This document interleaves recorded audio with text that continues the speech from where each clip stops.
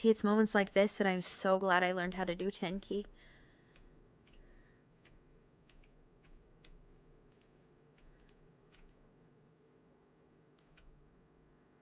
Oh, another person?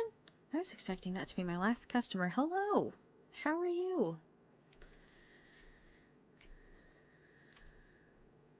I'll be with you in a second. I have to throw something away.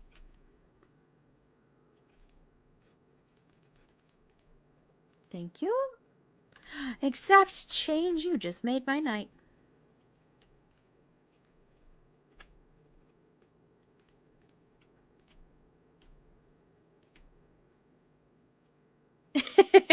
Most people don't use it. Like, I was talking to my brother about like keyboards and stuff because I wanted a custom one.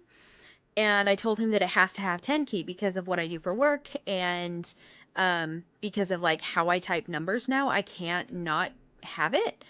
And he was like, most like gaming keyboards and custom keyboards don't have that. What, like, why would you need the keypad? And I'm like, literally, I cannot do numbers without it. And he looked at me like I was weird, and I was like, yes, I'm old, I get it.